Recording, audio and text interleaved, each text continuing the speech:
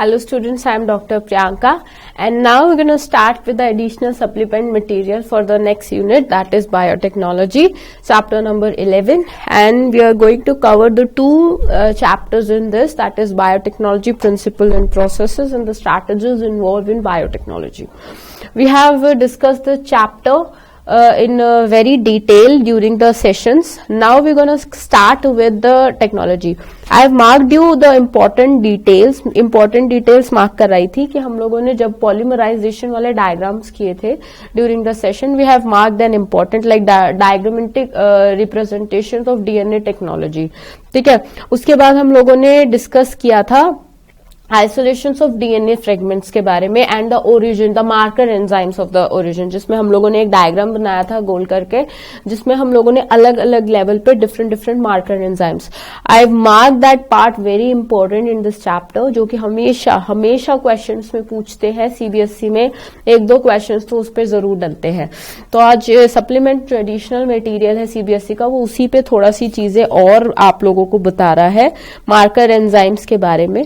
तो टूल्स तो हम लोगों ने कर ही लिया था डिस्कस कि टूल्स ऑफ बायोटेक्नोलॉजी बेसिकली क्या है, कि दो आपके एंजाइम्स हैं जिसको आप मॉलिक्यूलर सीजर्स कहते हो. ठीक है, जैसे एक्सोन्यूक्लियसेस एंड द एंडोन्यूक्लियसेस. अभी एक्सोन्यूक्लियसेस और एंडोन्यूक्लियसेस का क्या मतलब होता है कि वो आपके डीएनए की कटिंग कितनी सफाई से और कहां से, जो कि कटिंग कर रहा है ओरिजिन रेप्लिकेशन से, तो ओरिजिन आपका रेप्लिकेशन ढूंढता है, या तो वो बिल्कुल साथ में करता है या तो वो बिल्कुल बीच से करता है. तो ये दो डिफरेंसेस थे कि अगर एक्सोन्यूक्लियस की बात करी है तो वो कोड के आउटर सरफेस, एक्सटर्नल सरफेस से आपके कट करता है डीएनए के स्ट्रैंड को या डीएनए की कोडिंग को after knowing the origin of replication. And अगर मैं दूसरी बात करूं एंडोन्यूक्लियस, तो बीच से करता है. बट हम लोग ज्यादातर मॉलिक्यूलर जो सीजर्स इसमें यूज कर रहे हैं वो दोनों ही पैलिंड्रोमिक न्यूक्लियोटाइड सीक्वेंस को समझ के, जैसे मैं बोल रही हूं A B C, so A B C full stop A B C, that means मेरा जो ये पैलिंड्रोमिक सीक्वेंस आ रहा है A B C, I am repeating this sequence N number of times, right. तो इसके बीच का अगर मेरा ए बी सी, अगर मुझे इसको सीक्वेंस को अलग करना है तो A B C cut, ABC cut, that means कि मैंने एबीसी के बीच में कट लगाया है ताकि वहां से मुझे वो स्ट्रैंड को अलग करना है. अगर ऐसा एबीसी 10 मोनोमर्स की चेन है, छोटे, तो अगर मुझे इनको इक्वल डिवीजन में बांटना है तो दैट मीन्स 5 एबीसी यूनिट्स के बाद में बीच से कट करूंगी तो मेरे 5 इधर हो जाएंगे, 5 उधर हो जाएंगे. तो यही काम होता है मॉलिक्यूलर सीजर्स का, जो हम लोगों ने इसमें किया था. इसमें हम लोगों ने बहुत सारे टाइप के सीजर्स पढ़े थे, जैसे R113 एनसीईआरटी बता रही है, RY13 बता रही है, जिसमें E-I भी बता रही है एनसीईआरटी. सो रेस्ट्रिक्शन एंजाइम्स की हम लोगों ने बात की थी, एंडोन्यूक्लियसिस की. बट उससे ज्यादा इंपॉर्टेंट है हम लोगों को जो अब डिस्कस करना है, that is a cloning vector in the separation and isolation of DNA fragments. अभी अगर मैं एक डीएनए की बात कर रही हूं तो डीएनए कितना छोटा सा चीज है जो हम लोगों को दिखता भी नहीं है. उसके सीक्वेंस को मुझे बहुत सारे डीएनए के सीक्वेंस मेरे स्ट्रैंड्स के फॉर्म्स में अलग अलग एक मैंने मीडियम लिया है और उसमें अलग अलग बिखरे पड़े हैं. अभी मेरे को उनमें से स्ट्रैंड्स को अलग करना है, अभी मेरे को उनमें से उनका डिफरेंशिएशन करना है कि भाई ये डीएनए सीक्वेंस इससे अलग है, वो डीएनए सीक्वेंस उससे अलग है. सो इन सबको अलग करने के लिए, इन सबको प्रोलिलेट करने के लिए मेरे को इसको एक अप्रोप्रिएट मीडियम लेना पड़ेगा, एक अप्रोप्रिएट टेक्निक लगानी पड़ेगी जिसका नाम होता है जेल इलेक्ट्रोफोरेसिस. अभी जेल इलेक्ट्रोफोरेसिस का क्या मतलब होता है, आप एक जेल सोल्यूशन लेंगे, ठीक है, उसमें आपने डीएनए के स्ट्रैंड लगा दिए और आपने इलेक्ट्रिसिटी पास कराई. उसमें इलेक्ट्रिसिटी पास कराने का क्या मतलब है, अभी फॉर एग्जांपल एक रेस हो रही है, ठीक है, एक ग्राउंड है और उसमें रेस हो रही है, और एक ग्राउंड में अब ऑब्वियसली जो हेल्दी बच्चे हैं वो थोड़ा सा धीरे लाला जी की तरह भागते हैं, और जो थोड़े से स्लिक्स बच्चे हैं वो जल्दी भाग पड़ते हैं. तो इन द सेम मैनर जो छोटे स्ट्रैंड्स हैं डीएनए के, वो एक साइड इकट्ठे हो जाएंगे, और जो बड़े स्ट्रैंड्स हैं as compare to the size of the strand, वो अलग स्ट्रैंड पे अलग लेवल पे चले जाएंगे। जैसे हम लोग इलेक्ट्रोलाइसिस की बात करते हैं इलेक्ट्रोकेमिस्ट्री में, तो अगर मैं इलेक्ट्रोलाइसिस ऑफ इलेक्ट्रोकेमिस्ट्री बात करूं तो मेरे पास 2 इलेक्ट्रोड्स होते हैं, एक एनोड होता है, एक कैथोड होता है। एनोड पे मेरी ऑक्सीडेशन होती है, कैथोड पे मेरी रिडक्शन होती है। रिडक्शन मतलब गेन ऑफ इलेक्ट्रॉन्स, ऑक्सीडेशन मतलब loss of electrons. That means कि मेरे एनोड मेरी नेगेटिवली चार्ज होती है एंड मेरी कैथोड जो होती है पॉजिटिव पोटेंशियल ग्रेडियंट रहता है उस पे। ऐसा क्यों होता है? क्योंकि उस पे इलेक्ट्रो पॉजिटिव स्पीशीज बन रही होती है, उसको इलेक्ट्रॉन मिल रहे होते हैं और वो कॉपर का कुछ, अगर जिंक और कॉपर का कोई सेल बना रही हो तो उसको मिल रहा होता है। इन द सेम वे में कि अगर मेरे पास एक जेल इलेक्ट्रोफोरेसिस, मैंने एक मीडियम बनाया है और मेरे पास डिफरेंट डीएनए के स्ट्रैंड्स पड़े हुए हैं और अगर मैं उसमें से इलेक्ट्रिक करंट पास करा रही हूँ या इलेक्ट्रिक जनरेशन पास करा रही हूँ, तो उसके प्रभाव से जो मेरे बड़े स्ट्रैंड्स हैं डीएनए के, वो एक साइड पे आके इकट्ठा हो जाएंगे ड्यू टू देयर, उनकी जिस पे भी पोलैरिटी बनी रहेगी। अगर वो एनोड पे कर रहे हैं तो एनोड पे, और जो दूसरे स्ट्रैंड्स हैं, जो छोटे स्ट्रैंड्स हैं, वो मेरे दूसरे जगह पे आ जाएंगे। दूसरे जगह का क्या मतलब है? जैसे कैथोड और एनोड एक मीडियम है या एक रीजन ऑफ इलेक्ट्रोफोरेसिस ने नेगेटिव ग्रेडियंट कर लिया है, एक ने पॉजिटिव ग्रेडियंट कर लिया है। ठीक है, एक साइड पॉजिटिव हो गई है, एक साइड की पोलैरिटी नेगेटिव हो गई है। अभी फॉर एग्जांपल छोटे स्ट्रैंड्स की पोलैरिटी नेगेटिव है तो वो नेगेटिव की तरह इकट्ठे हो जाएंगे सारे, और अगर बड़े स्ट्रैंड्स की पोलैरिटी पॉजिटिव है तो वो पोलैरिटी अपोजिट भी हो सकता है। जरूरी नहीं है कि एक मीडियम में अपोजिटली भी they can be arranged, but हम लोगों का ये जेल इलेक्ट्रोफोरेसिस करने का मकसद एक ही है कि हम लोगों ने डीएनए को सेपरेट करना है। ठीक है, अभी हम जब तक डीएनए को सेपरेट नहीं करेंगे तब तक हम लोग उसको मल्टीप्लाई भी नहीं कर पाएंगे, हम लोग उसको पॉलीमराइज भी नहीं करा पाएंगे। ठीक है, नेक्स्ट हम लोग ने बात करनी है इसमें क्लोनिंग वेक्टर्स की, जो कि बहुत बहुत इंपॉर्टेंट है अगर देखा जाए तो क्लोनिंग वेक्टर्स जैसे ई कोलाई की बात करी गई है, तो ई कोलाई हम लोगों का एक बैक्टीरिया है, एज अ वेक्टर यूज कर रहे हैं हम लोग। जैसे हम लोग एक मीडियम यूज कर रहे हैं, तो ऐसे ही हम लोग ई कोलाई बैक्टीरिया को यूज कर रहे हैं इन सच केसेस कि ई कोलाई बैक्टीरिया में हम लोगों ने उसी के अंदर जो मॉलिक्यूलर सीजर है उसी से हम लोगों ने काम कराना है, उसी से हम लोगों ने डीएनए का स्टैंड कट कराना है, उसी से हम लोगों ने पैलिंड्रोमिक सीक्वेंस यूज करके उसको करा के मैनिपुलेट करना है। ठीक है, तो उसके लिए डिफरेंट सीक्वेंस है। सबसे पहले तो डायग्राम जो एनसीईआरटी वेरी इंपॉर्टेंट बता रहा है, दैट इज 11.4 फिगर है, जिसमें क्लोनिंग वेक्टर PBR322। तो ये जो डायग्राम है ये वेरी इंपॉर्टेंट है। जिस टाइम मैंने सेशन लिया था इस क्लास का, उस टाइम पे भी मैंने वेरी इंपॉर्टेंट मार्क कराया था। और इसमें बेटे 3 एस्पेक्ट्स हैं। 3 एस्पेक्ट्स कौन से हैं? Insertional inactivation, cloning sites, recognization sites, और फर्स्ट वाला है origin of replication, that is Orai.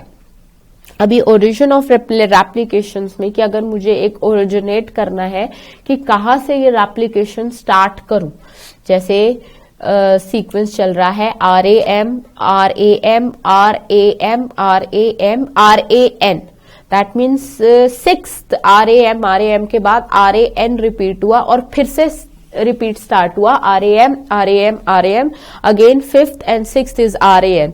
That means 2 units are formed in which 5 units are of RAM and 1 unit is of RAN. Again the second unit goes with the same, again the third unit. That means my sequence is not starting from RAM, cut RAN. My sequence starts with RAM, 5 units, then RAN, then cut my second unit will gonna start with. So this is the main functions of the vectors, that is origin, that means origin of replication को समझना और कहाँ से cut करके किस strand को उठा के हम लोगों को जरूरत है। फॉर एग्जाम्पल एक स्पेसिफिक मीडियम है, ठीक है, मैंने एक तरह की एंटीबायोटिक एक मीडियम में रख दी। ठीक है, फॉर एग्जाम्पल अगर मुझे बैक्टीरिया को एक मीडियम में ग्रो कराना है अब मैं अगर एक बैक्टीरिया को ग्रो कराना चाहती हूँ तो ऑब्वियसली मुझे उसको एक स्पेसिफिक एनरिचमेंट मीडियम दोनों देना चाहिए। तो अगर मैंने उसको कोई मीडियम दिया, तो मैं फॉर एग्जांपल मैंने शीप ब्लड डाल दिया 5%, मैंने उसमें एक आयनिक सोल्यूशन का डाल दिया, फॉर एग्जांपल मैंने पोटेशियम डाइक्लोरेट डाल दिया, मैंने उसमें आयोडीन डाल दिया, मैंने उसमें जेली लाइक स्ट्रक्चर डाल दिया, उसमें शीप ब्लड तो डाले ही डाला है। उससे क्या हुआ, ये सारे सॉल्यूशन डाल के मैंने एक ऐसा मीडियम, जैसे हम लोगों के लिए खाना होता है ना, वैसे ही मैंने एक ऐसा मीडियम प्रोवाइड किया जो कि बैक्टीरिया को ग्रो करने के लिए न्यूट्रिएंट्स एंड मिनरल प्रोवाइड करेगी, और उसकी colony, that means that will be the favourable condition for bacteria to grow and multiply. In the same manner उस मीडियम में मैंने एक एंटीबायोटिक डाली, ठीक है। अभी वो एंटीबायोटिक क्या है, एंटीबायोटिक से कुछ मेंबर्स ऑफ बैक्टीरिया मर गए। मैंने जो बैक्टीरिया ग्रो कराया था उसके बाद मैंने उस मीडियम में एक एंटीबायोटिक डाल दी। ऑब्वियसली उस मीडियम में क्या किया, वो बैक्टीरिया मर गए, सारे बैक्टीरिया मर गए, एक कॉलोनी सेट में जो बैक्टीरियाज थे वो मर गए। कुछ बैक्टीरियाज के जीन में वो इंफॉर्मेशन आ गई, दैट मीन्स दिस एंटीबायोटिक, ये एंटीबायोटिक से हम लोगों को रेजिस्टिविटी क्रिएट करनी है। तो अगली बार मैंने उन्हीं के कुछ जीन्स को रिकॉम्बिनेंट किया और दूसरे बैक्टीरियाज में डाल दिया, और उसको भी मैंने ऐसे ही ग्रो कराया। अब अगर मैंने उसमें वही वाली एंटीबायोटिक डाली तो जो मेरे बैक्टीरिया थे वो नहीं मरेंगे। क्यों नहीं मरेंगे? Because they are already resistant. क्यों? क्योंकि हम लोगों को वैक्सीनेशंस क्यों लगते हैं? Vaccinations are what? Small packets और स्मॉल अमाउंट लाइक 2%। हम लोगों को माइक्रोबियल इन्फेक्शन ही तो दिए जाते हैं ताकि हमारी बॉडी इन्फेक्शन से आराम से मुकालात कर पाए कि कौन से इन्फेक्शन है और किन किन से हम लोगों को एंटीबॉडीज प्रोवाइड करानी है या प्रिपेयर करनी है, जिसको हम लोगों ने पिछले चैप्टर्स में एक्वायर्ड इम्यूनिटी, इनेट इम्यूनिटी या जो भी पढ़ा। तो इन द सेम मैनर में अब जो सेकेंड मीडिया के बैक्टीरिया होंगे that will already B resistance. तो वो मैंने कैसे किया? मैंने उस रेजिस्टेंस के जीन या उस एंटीबायोटिक के कॉम्बिनेशन अगर बैक्टीरिया के रिकम्बाइन कर दिया, that means bacteria now know how to create the resistance antibody against that antibiotic, right. तो अब जब उसको एंटीबायोटिक का असर होने लगा तब उस पर कोई असर ही नहीं हो पाएगा, तो ऑलरेडी बीन प्रोटेक्टेड, वो ऑलरेडी एक प्रोटेक्टिव है, ठीक है। अब लेकिन अगर दूसरा कोई मैंने एंटीबायोटिक का डाल दिया, ठीक है, अगर कोई और बैक्टीरिया हुआ तो वो उस एंटीबायोटिक से अगेन मर जाएगा, बट जो रेजिस्टेंस बैक्टीरिया है वो नहीं मरेगा। यही आपका एनसीईआरटी बता रही है 2 एग्जाम्पल लेके, दैट इज टेट्रासाइक्लिन का, ठीक है, जिसमें उसने ये बताया है कि अगर आप 2 बैक्टीरिया डाल रहे हो, एक बैक्टीरिया रेजिस्टेंस है और दूसरे बैक्टीरिया रेजिस्टेंस नहीं है, तो रेजिस्टेंस वाला बच जाएगा और जो रेजिस्टेंस वाला नहीं है वो मर जाएगा। लेकिन अगर एक सिंपल मीडियम है तो दोनों ही ग्रो करेंगे, ठीक है, दोनों ही ग्रो करेंगे, लेकिन एक मीडियम एक के लिए फेवरेबल है और दूसरे के लिए फेवरेबल नहीं है ड्यू टू द प्रेजेंस। ये कैसे ये हुआ रिकॉम्बिनेंट ऑफ डीएनए। आपने कुछ इन्फॉर्मेशन उसकी उधर से उधर कर दी, तो जैसे ही बैक्टीरिया के पास वो इन्फॉर्मेशन जीन्स में एनकोड हुई, that means that bacteria will be resistant. ऐसे हमारी बॉडी में होता है कि जितने भी ये माइक्रो ऑर्गेनिजम्स है, after 1 or 2 doses of bacteria, they will create, their responses are so spontaneous कि they will create an immediate immunity against the resistance। इसीलिए that is very mandatory कि अगर हम लोग एंटीबायोटिक ले रहे हैं तो उसका एक प्रॉपर डोज और एक प्रॉपर चैनल जितने दिन का भी मैक्सिमम मिनिमम 3 days और 5 days का होता है वो कंप्लीट करें। तो ऐसे इसने सेलेक्टेबल मार्कर्स के फॉर्म में बताया हुआ है कि different markers are use, like जैसे PYU सेकेंड यूज होता है, ऐसे ही ECORI1 यूज होता है, PUYV1 यूज होता है। बेसिकली ये जो नाम दिए गए हैं ये उनके मॉलिक्यूलर सीजर्स के कटिंग के बेसिस पे दे रखे हैं कि how you gonna what is their character sketch, right. ऐसे ही अगर मैंने अब मैंने थर्ड की बात करती हूँ, cloning sites and the recognitional sites. अभी सबसे पहले मैंने मार्कर सेलेक्ट कर लिया कि मुझे कौन से साइट को मार्क करना है और कौन से साइट को कट करना है। तो सबसे पहले अगर मुझे कौन से साइट को मार्क करना है और कौन से साइट को कट करना है, तो उससे पहले हम लोग बात करेंगे कि अगर क्लोनिंग हो रही है मेरी इन अ सेम प्रोसेस में, सेम प्रोसेस में क्लोनिंग हो रही है, तो सबसे पहले एक प्रोसेस मैंने ले लिया जिसमें मैंने एक चीज को मार्क कर दिया। पहला वेक्टर मेरा मार्क करेगा, दूसरा वेक्टर मेरा उसको पहचानेगा, तीसरा वेक्टर मेरा उसको कट करेगा। ये 3 चीजें हैं। सबसे पहले आप उसको मार्क करोगे, फिर उसको कट करोगे, फिर आप उसको रेप्लिकेट करोगे, और फिर रेप्लिकेशन के बाद उसका इंसर्जन दोबारा होगा। ठीक है, इंसर्जनल इनएक्टिवेशन। सो ये एक एनसीईआरटी एक पूरा क्वेश्चन दे रही है। उस क्वेश्चन में एनसीईआरटी बता रही है कि how you'll gonna recombine the origination. So the question is explain the importance of a और I, AMPR and RO. So we'll gonna start with a question जो कि मैंने अभी ये बताया, उसको एक क्वेश्चन पे देखेंगे जो कि डायरेक्ट क्वेश्चन आया था CBSE में। ठीक है, सो बायोटेक्नोलॉजी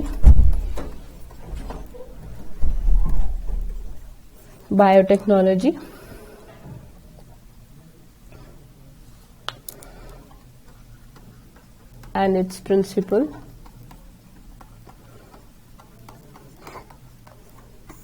Right.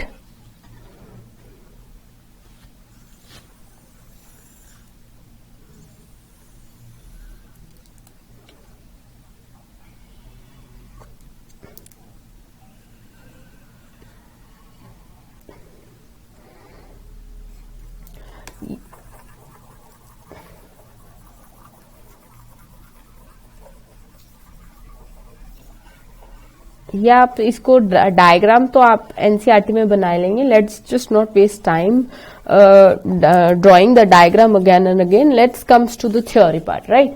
तो थ्योरी हम लोगों की कह रही है कि क्लोनिंग वेक्टर्स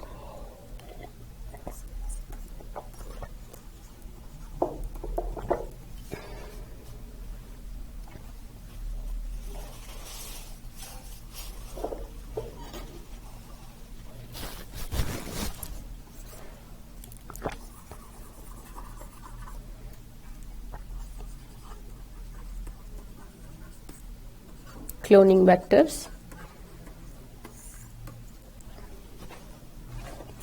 इस क्लोनिंग वेक्टर्स में सबसे पहले आ गया हमारा plasmids and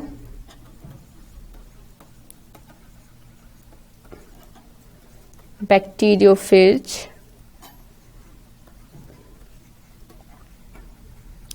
are commonly used vectors because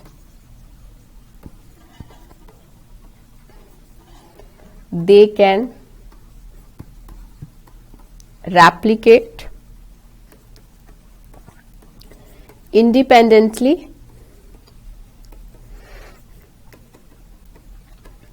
within bacterial cells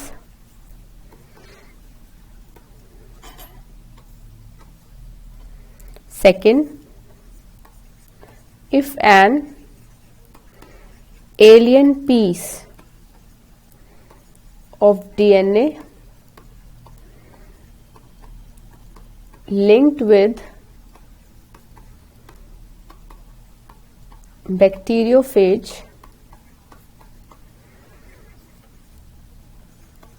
or plasmid DNA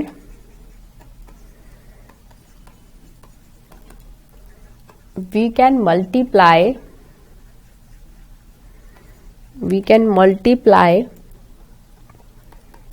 its number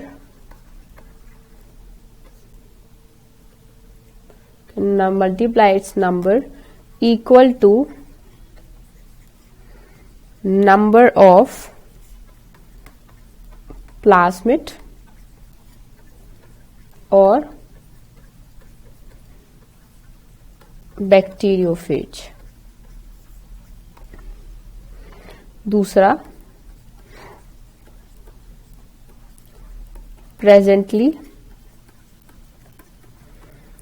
vectors are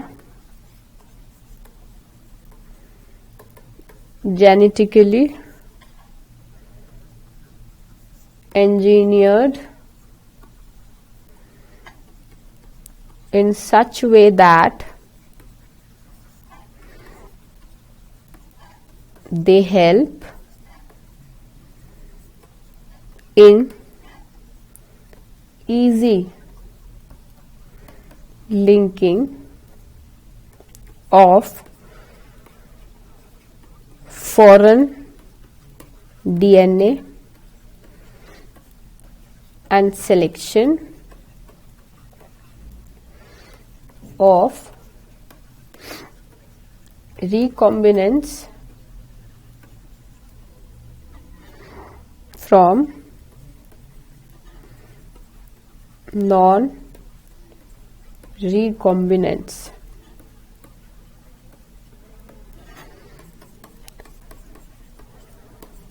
The following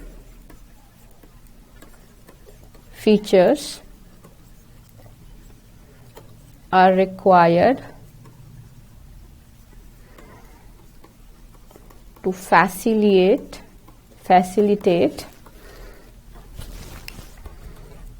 cloning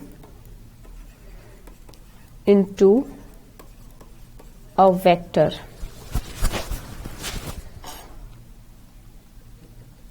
तो सबसे पहले इसमें आ गया origin of replication हो रहा है, दूसरा selectable marker,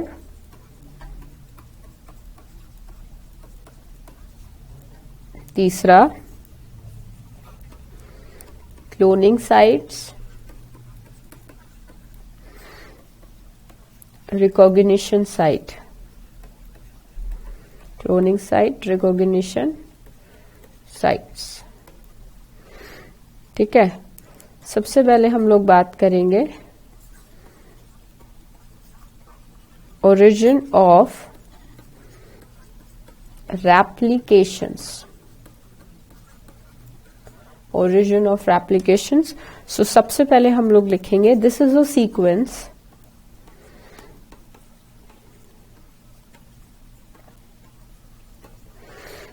a sequence from where replication starts with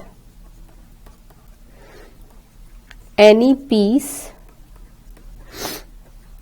of DNA when linked to this sequence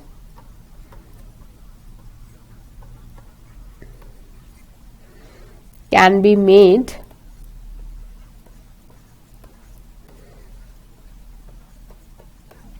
to replicate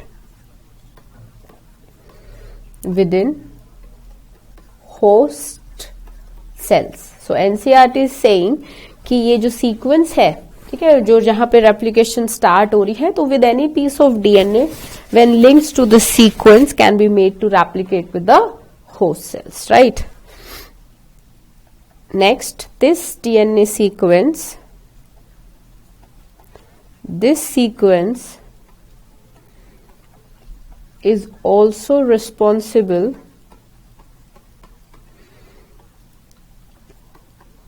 for controlling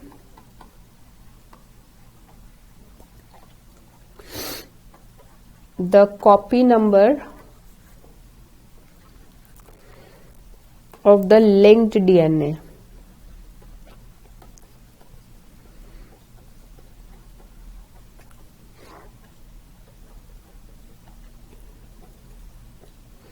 Of the linked DNA. Next हम लोग बात करते हैं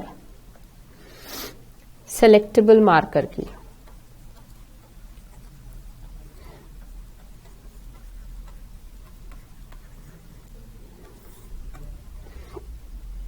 is a sequence in DNA gene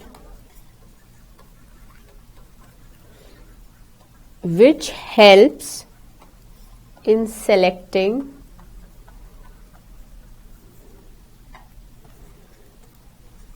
transformant cells, that is,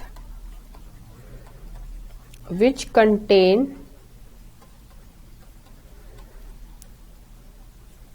rDNA and eliminating the non-transformants. Eliminating the non-transformants. Normally, the genes encoding to antibodies such as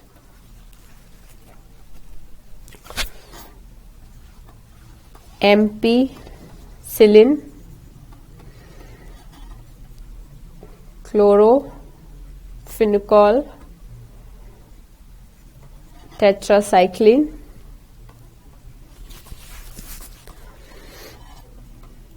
kanamycin, etc. acts as selectable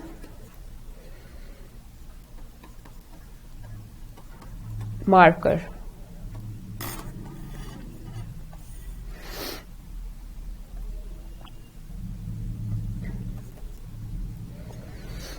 Normal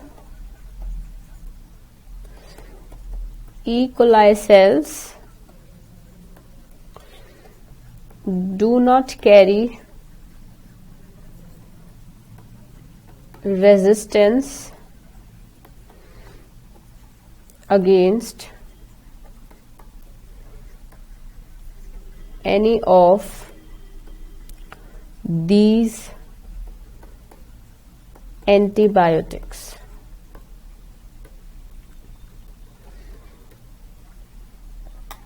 next हम लोग बात करेंगे, that is third,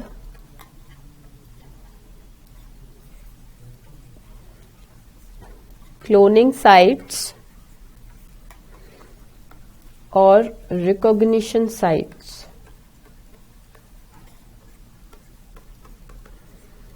cloning sites और recognition sites. सो इसमें हम लोगों का है the vector should have very few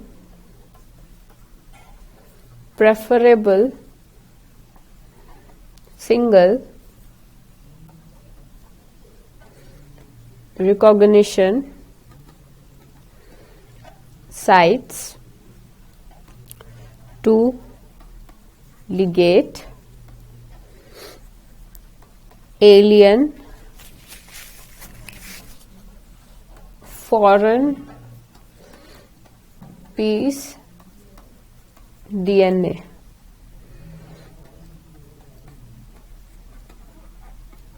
Presence of more than one recognition sites within the vector will generate several fragments which will complicate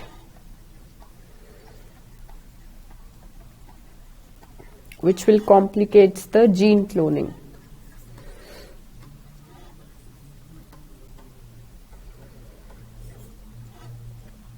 next हम लोग बात करते हैं the ligation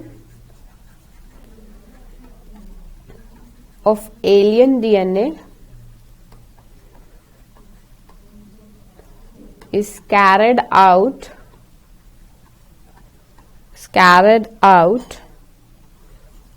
at a restriction site present in one of the two antibiotics resistance gene.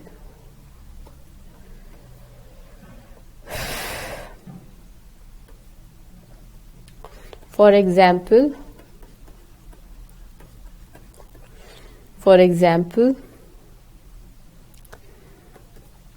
if a foreign DNA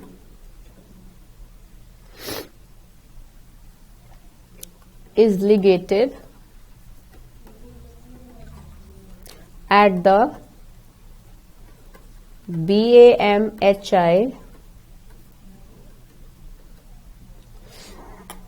site of tetracycline resistance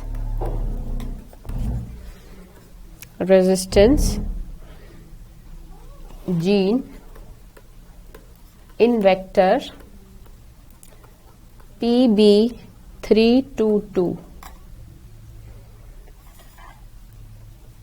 The recombinant plasmid will lose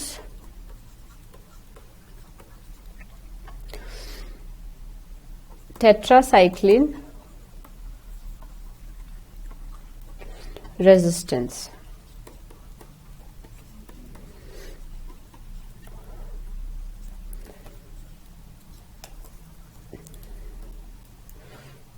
The recombinants can be selected as the effect from non-recombinant. दो तरीके के होते हैं, एक recombinant एक non recombinant. तो obviously अगर recombinant select कर रहे हैं तो वो हम लोग किसमें से ही कर रहे हैं, as the select from as from non recombinant. Right, non recombinant से सिंपल सा रिकॉम्बिनेंट सेलेक्ट कर लिया आउट बाय प्लेसिंग at या placing growing at ampicillin पे रख दो. फिर growing at ampicillin transformates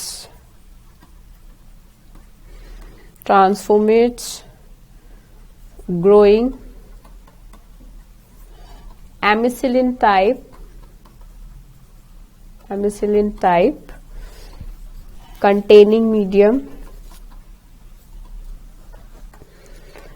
bacteria. तो ऑब्वियसली जो अगर मैंने टेट्रासाइक्लिन की बात की कि टेट्रासाइक्लिन पे ये सब कुछ होता है, तो ऐसी अगर मैंने बात की कि अगर मैंने कोई मीडियम लिया जिसमें मैंने एमिसिलिन प्लेस किया तो उस एमिसिलिन वाला मीडियम रिप्लेस कर जाएगा. सो इसमें मैं ये लिख सकती हूं कि the recombinant will grow. So I can write the recombinant will grow in ampicillin containing medium but not on that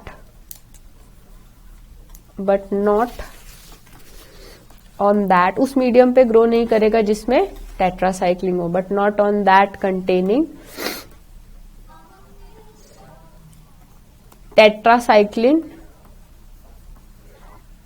medium. While non-recombinants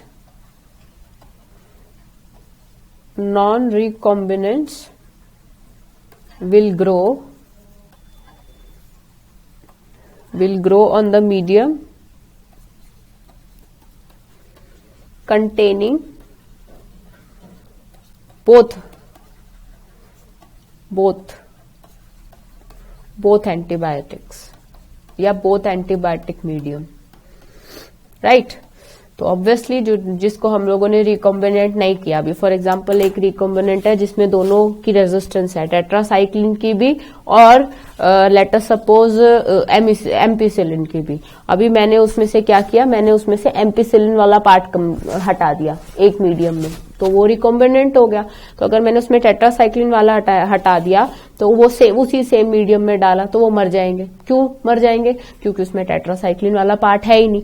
ऐसे ही अगर मैंने एक में आधों में एम्पिसिलिन हटा दिया तो वो मर जाएंगे, एम्पिसिलिन इफेक्ट उनको मार देगा, ठीक है। लेकिन जो नॉन रिकॉम्बिनेंट है उन बैक्टीरियाज के पास तो दोनों ही चीजें है ना, दोनों चीजें क्या है, दैट मीन्स वो एम्पिसिलिन में भी ग्रो कर सकते हैं और टेट्रासाइक्लिन में भी ग्रो कर सकते हैं। रेसिस्टिविटी है उनकी तो वो दोनों में ग्रो करेंगे, ठीक है। सो ये उन्होंने बताया है इस पूरे उससे कि how the combination DNA can occur, ठीक है, जिसमें इन्होंने processes of recombinant DNA technology बतानी है। अगर क्वेश्चन आ जाता है name the processes of recombinant DNA technology, so you gonna write कि रिकॉम्बिनेंट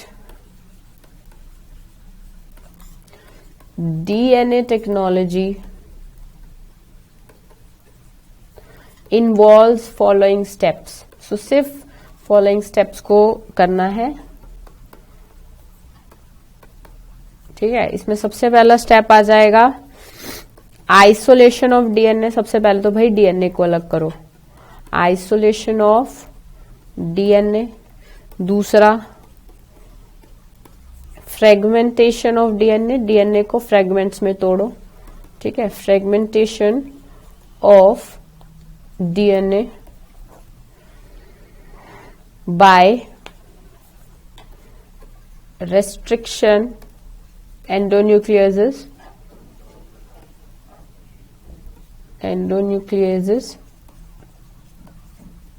तीसरा isolation of desired DNA fragments. चौथा ligation of DNA fragment into vector. पांचवा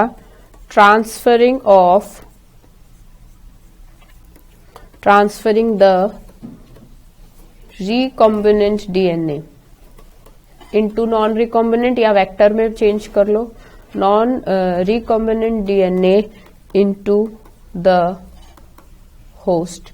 सो ऑब्वियसली ट्रांसफर करो या तो रिकॉम्बिनेंट डीएनए को इनटू होस्ट में, that means culturing the host cells in a medium of large scale। सातवां और last extraction of desired products, extraction of desired products. तो from this technique there is a step of, अच्छा, the most important, very very very very very important थे हम लोगों के, जो मैं लास्ट में आपको बताने की वो कर रही थी कि हम लोगों ने जो लास्ट हम लोगों ने बात की थी, जो इस चैप्टर में हम लोगों ने हल्का हल्का सा उस टाइम पे मैंने बताया था, वो था bio reactors and downstream processes. उसका जो थ्योरी पार्ट है वो हम लोग अब राइट डाउन करेंगे ब्रीफली। वेरी इंपॉर्टेंट है बच्चे, बायो रिएक्टर्स और डाउनस्ट्रीम प्रोसेसिंग दोनों पे ही क्वेश्चन बन सकता है।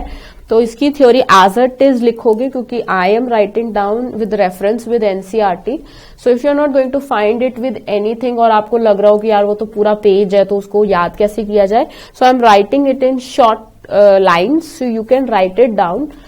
सो सबसे पहले हम लोग करेंगे very very important, very very very very very important है, ठीक है, that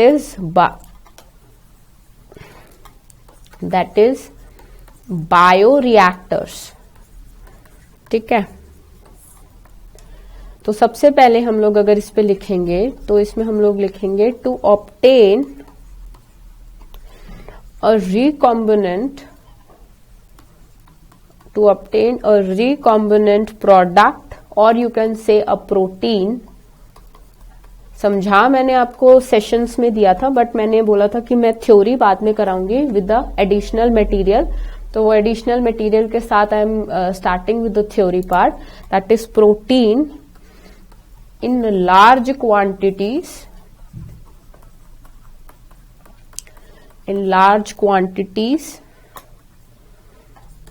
The cells with cloned gene are grown in vessels. Very important, very very important. Are grown in vessels, very important, and these vessels are called as bioreactors.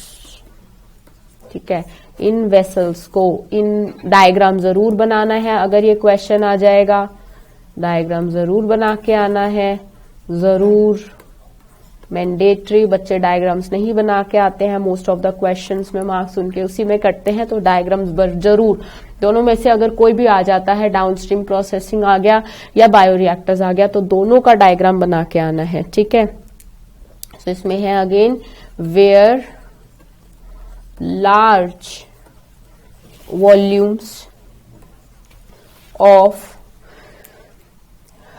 volumes को mention कर दो, 100 to 1000. ठीक है, 100 to 1000 liters of cultures can be processed. ठीक है, very very important कि 100 से 1000 litre cultured को प्रोसेस किया जाता है. ठीक है, तो बायोरिएक्टर क्या है, लार्ज क्वांटिटी में आपको रिकॉम्बिनेंट प्रोडक्ट्स को ऑब्टेन करना, सेल्स को ऑब्टेन करना, जीन्स को. फॉर एग्जाम्पल आपने एक फोटोकॉपी कराई. ठीक है, आपने अब उस फोटोकॉपी जो कराई है, आपको उसके ऐसे ही 5000 बंडल चाहिए, तो आपने उसको प्रिंटिंग को दे दिया, तो वो आपकी फोटोकॉपी मशीन करेगी. इन द सेम वे में ये आपका, उसको आपने एक प्रोडक्ट बना लिया, अब आपको उसको बहुत सारे प्रोडक्ट मात्रा में चाहिए, तो वो बना रहा है. ठीक है, नेक्स्ट हम लोग बात कर रहे हैं इसमें, यही इसी का second point, bioreactor provides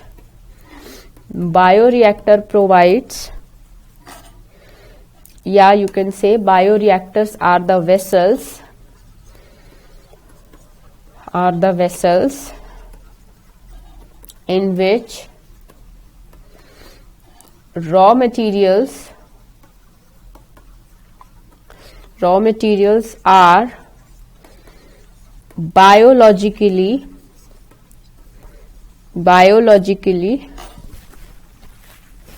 converted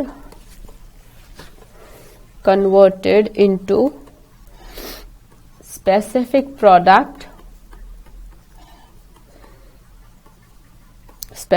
product individual enzymes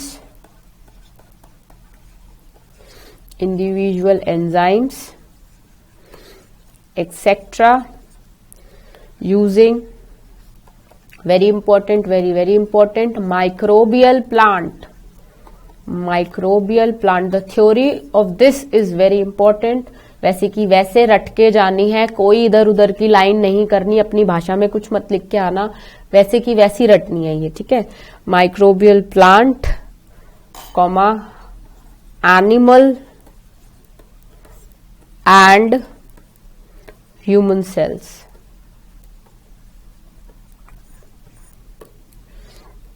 ठीक है, ये जो मैं बायोरिएक्टर का थ्योरी करा रही हूं, you have to write it down as similar. ये मत समझना मैम अपने नोट्स बता रही है, अपनी लैंग्वेज में लिख रही है और कह रही है इसे रट लो, नहीं, this is not even my language, this is all NCERT. ये एनसीईआरटी की एक एक लाइन उठा के वैसी की वैसी है, इवन से पढ़ लेना, दिस इज एनसीईआरटी लाइन्स। अभी एनसीईआरटी में क्या दे रखा है, you have a full page, तो उसको समराइज्ड वे में आई am writing down in a short manner the postulates, ठीक है। इन पोस्टुलेट्स को भी वो पूरा पेज नहीं पढ़ा जाएगा और रटा जाएगा तुमसे, बट यू विल लर्न जो जैसे आंसर की बन के आती है सीबीएसई में, you will learn these postulates in 2 और 3 पॉइंट्स, ठीक है, और एक डायग्राम बना दो, तो वहीं पे तुम लोगों के 3 और 5 नंबर पक्के हो जाते हैं। ये दो चीजें हैं, एक बायोरिएक्टर्स और डाउनस्ट्रीम प्रोसेसिंग, ये वैसी की वैसी रट के जानी है, ठीक है। इसमें नेक्स्ट हम लोग बात करेंगे, अ बायोरिएक्टर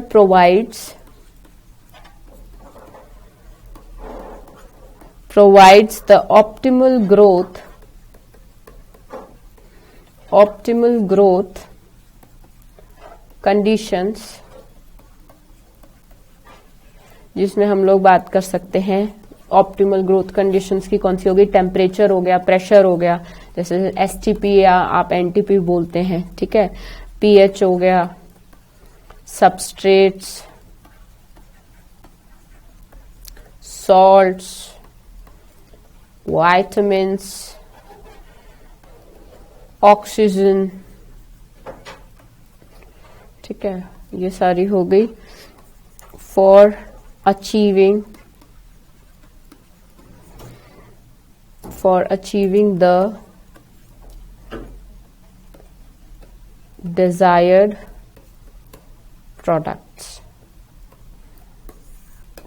products को अचीव करने के लिए, ठीक है। इसमें next, the most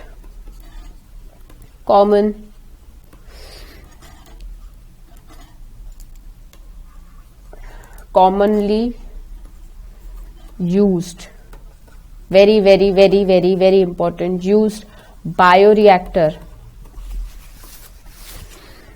are very important, that is stirring type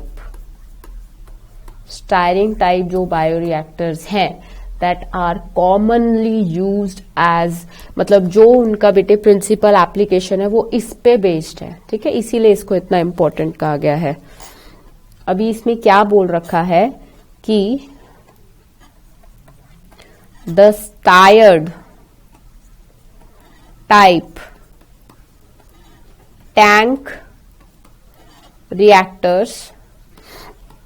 reactors is cylindrical, जैसा कि एनसीईआरटी डायग्राम में दे भी रखा है, जैसे फर्स्ट डायग्राम जो आपको दे रखा है ना, simple stair tank reactor, ribbon बनी हुई है जैसे मिक्सी की चक्री चल रही है, first diagram of NCERT 11.7 figure, right. So हम लोगों ने जब मैंने आपको इस पे समझाया था सेशन में, तब मैंने अच्छे से आपको एक्सप्लेन किया था, बट थ्योरी मैंने कहा था कि एडिशनल पार्ट के साथ करेंगे। तो 11.7 जो डायग्राम दे रखा है उसमें जो फोम ब्रेकर्स लगे हुए हैं और जो एक ऊपर मोटर लगी हुई है, ठीक है, सो इसी को स्टायर्ड टैंक रिएक्टर कहते हैं बेटे, क्योंकि स्टायर्ड का मतलब क्या होता है, स्टायरिंग का मतलब क्या होता है, कंटिन्यूअसली हिलाना, ठीक है। तो बीच में एक ऐसे डंडा लगा रखा है जो कंटिन्यूअसली रोटेट कर रहा है सिलेंड्रिकल वेसल में, जिस सिलेंड्रिकल वेसल से जो कल्चर मीडियम है वो कंटिन्यूअसली इंक्रीज आउट कर रहा है, ठीक है। cylindrical vessel with curved base to facilitate mixing इसमें आप लिख सकते हो रिएक्टर का कंटेंट भी और कल्चर प्रोसेस भी, कुछ भी लिख सकते हो, मिक्सिंग द रिएक्टर कंटेंट, या अगर आप लिखना चाहते हो कल्चरल मीडियम मिक्सिंग तो वो भी ठीक है, उसमें भी कोई प्रॉब्लम नहीं है, ठीक है। नेक्स्ट, द स्टायरर कौन सा है बेटे, वो जो बीच का डंडा लगा रखा है ना इन्होंने, वो दैट इज अ स्टायरर, जो कि कंटिन्यूअसली रोटेट कर रहा है, घूम रहा है, ठीक है, that is a stirrer, brings about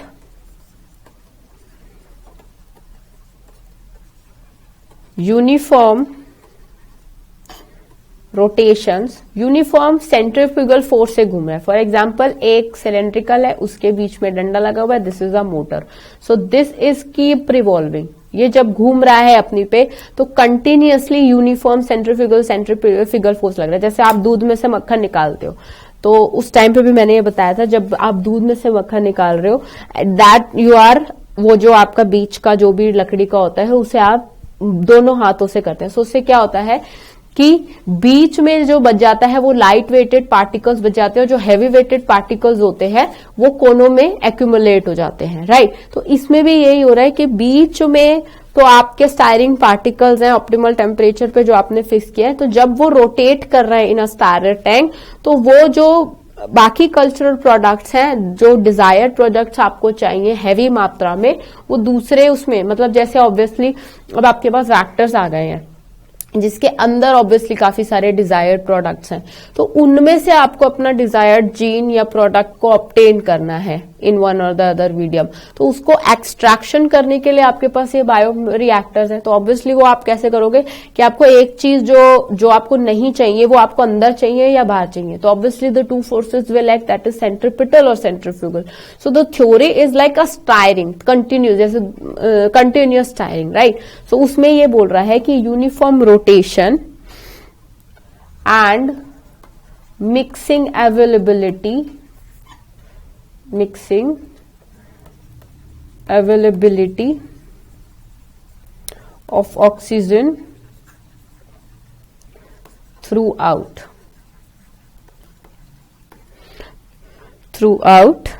इसमें एक लाइन इसने लिखी हुई है, द बायोरिएक्टर और care can be bubbled out from the reactor.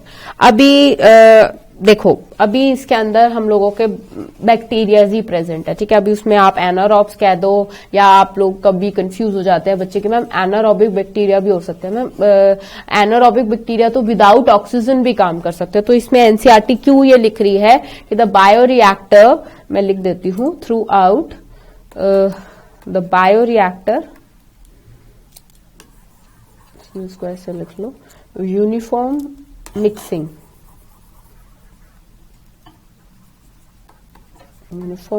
availability of oxygen throughout the bioreactor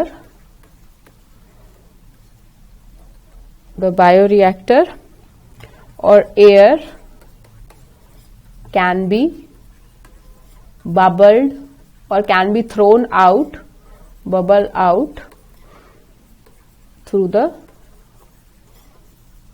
reactor. ठीक है. तो अभी इसमें बात ये है कि बच्चे कंफ्यूज हो जाते हैं कि मैम इसमें तो एनारोब्स बैक्टीरिया भी होते हैं, तो एनारोबिक बैक्टीरिया तो विदाउट ऑक्सीजन भी काम करते हैं, तो इसमें क्या जरूरत है ऑक्सीजन को. ठीक है.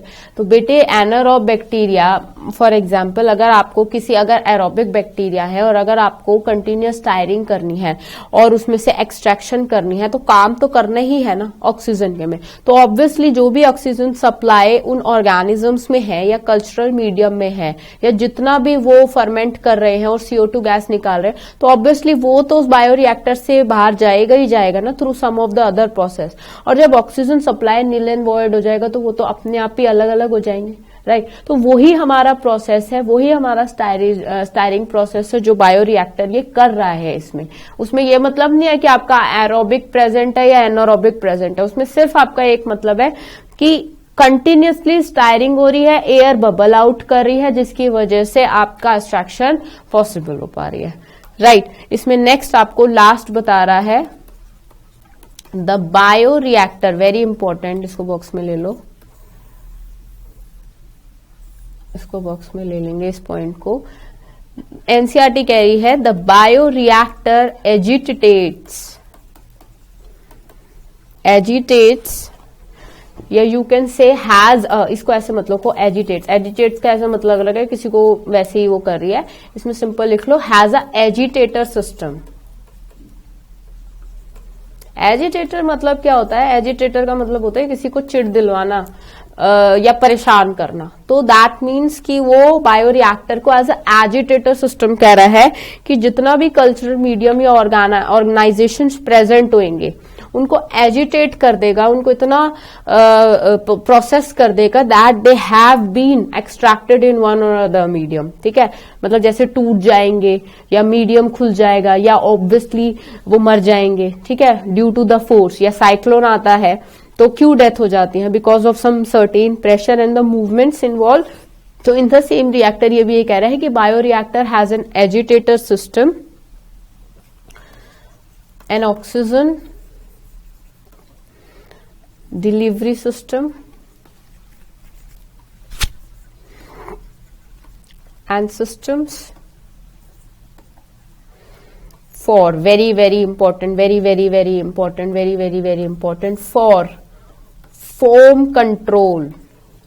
for foam control।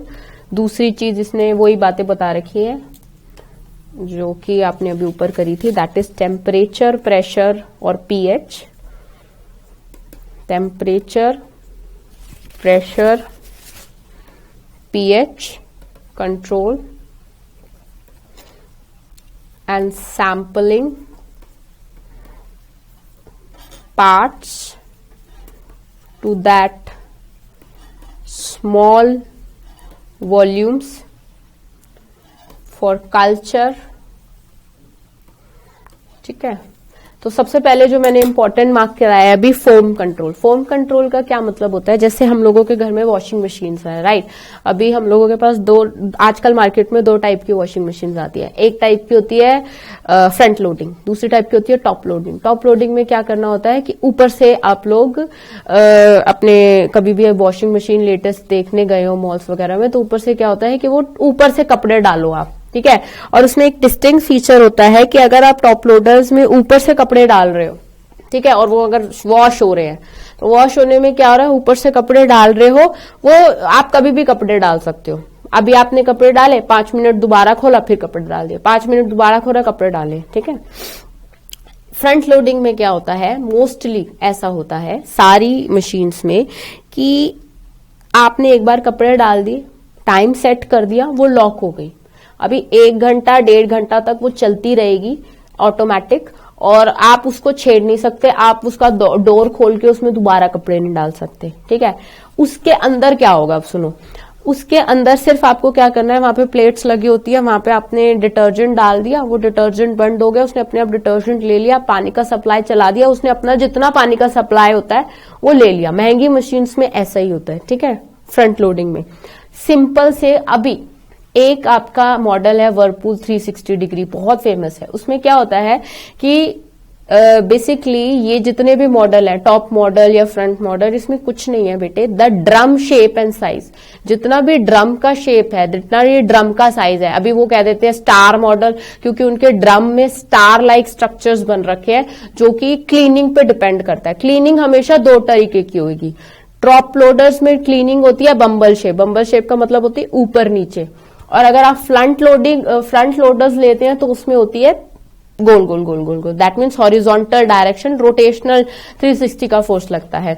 ऐसे ही अगर मैं बात कर रही हूं बायोरिएक्टर्स में, तो इसमें भी फोम कंट्रोल है। जैसे सफाई होती है ना कपड़ों की, वैसे ही they are controlling the humid force. Humid force को टू एंड फ्रो मोशन में मूवमेंट हो रही है ड्रम के हिसाब से। अभी ड्रम तो इसमें कोई है नहीं, जस्ट अ वेसल है और एक डंडा लगा रखा है जिसके ऊपर आपके जैसे मिक्सी लाइक ब्लेड्स हैं वो प्रेजेंट है। अभी वो मिक्सी लाइक ब्लेड्स जब भी रोटेट कर रहे हैं इन 1 और 2 ग्रो, तब वो जो मिक्सी लाइक ब्लेड्स हैं जब भी वो मूवमेंट में जा रहे हैं तो वो टू एंड फ्रो मूवमेंट ऊपर हो रही है और बम्बल शेप मूवमेंट 360 हो रही है। दैट मीन्स कि जो आपका कल्चर्ड मीडियम है वो दोनों का काम हो रहा है। दैट मीन्स उस पे ऊपर पे भी प्रेशर लग रहा है, ऊपर नीचे हिलना, और एक उस पे प्रेशर लग रहा है side wise.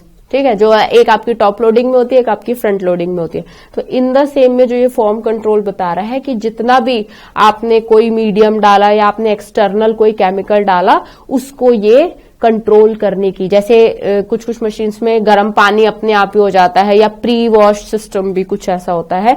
So in this also there is automatic foam control that they can automatic check the humidity, they can automatic check the temperature, they can automatic check the pH. Right.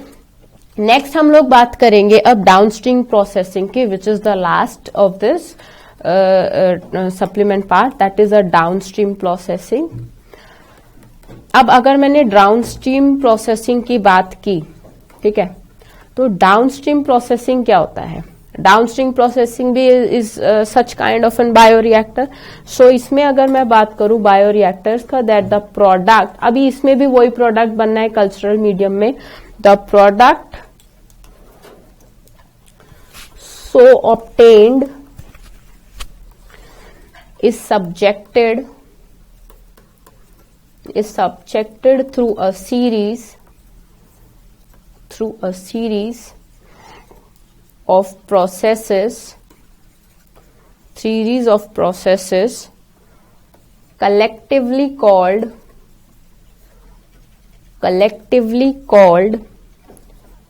downstream processing. Collectively called downstream processing. ठीक है.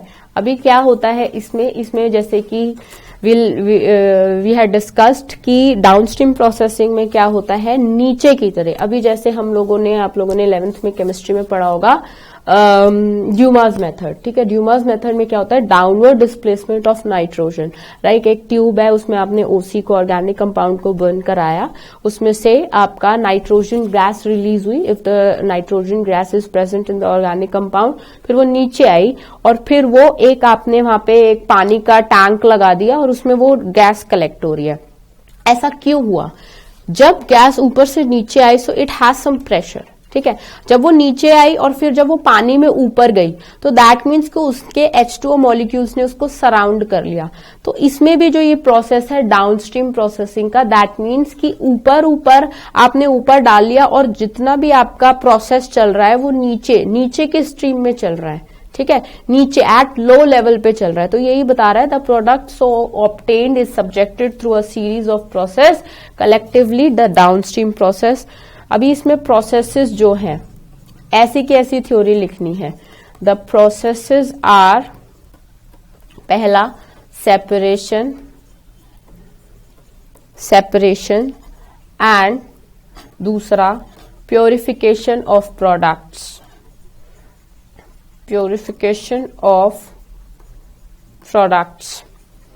ठीक है. पहला separation, दूसरा purification of products. The product is then formulated with suitable preservatives डाल दिए processes में. दूसरा, such formulations, प्रिजर्वेटिव्स का क्या मतलब होता है, सच इंग्रेडिएंट्स, सच केमिकल्स, जो कि जैसे आपने केमिकल्स डाले थे टेट्रासाइक्लिन, कैमासाइन. ठीक है. वो क्यों डाले थे? बेसिकली आपने कुछ एक्सपेरिमेंटल वैल्यूज देखने के लिए. तो इसमें भी यही है, such formulations had undergone some clinical trials. Diagrams जरूर बना के आने हैं, ये क्वेश्चन 100% वाले होते हैं. clinical trials in case of drugs. ठीक है. दूसरा, strict control have to undergo clinical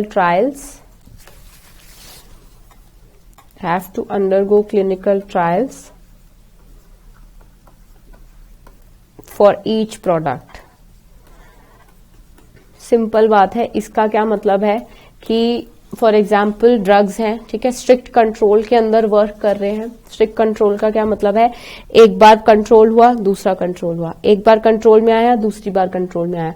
so downward displacement, downstream processing में क्या है, एक मीडियम में अगर आपका स्टायरेशन हो रही है, फॉर एग्जांपल डायग्राम देखेंगे डाउनस्ट्रीम प्रोसेसिंग का कि bubbles automatically coming out from a series and where the downward displacement is there, जहां पे आपकी सारा stirring that means separation and purification दोनों एक ही जगह हो रही है, that means at low level, क्योंकि उसमें आपने प्रेशर भी कंट्रोल किया हुआ है, उसमें आपने टेम्परेचर भी कंट्रोल किया हुआ है, और जब और प्रेशर और टेम्परेचर दोनों कंट्रोल किया ही हुआ है तो दैट मीन्स कि लो लेवल पे एक आपका प्रोसेस चल रहा है, ठीक है। एक चलते हैं हम लोग टेम्परेचर बढ़ा के प्रोसेस करते हैं, ठीक है। अगर मेरे को आयरन को गर्म करना है तो मैं टेम्परेचर बढ़ा दूंगी एक बायोरिएक्टर का, अगर मेरे को घटाना है तो मैं उसको फ्रीजिंग पॉइंट पे लेके जाऊंगी, राइट। तो उसमें उस तरीके से हम लोग ये प्रोसेस करते हैं। Very very important two topics are bioreactors and downstream processing. We are left with the supplement of next chapter, we will start that in next session, okay. So in that case we will gonna ये very important है बेटे, bioreactors and downstream processing, so just keep revising and thoroughly you have to learn it, you have to wrote it by heart, ठीक है। for your examination you have to wrote these two topics, right? So we will meet in the next session. Till then keep revising. All the best. Thank you.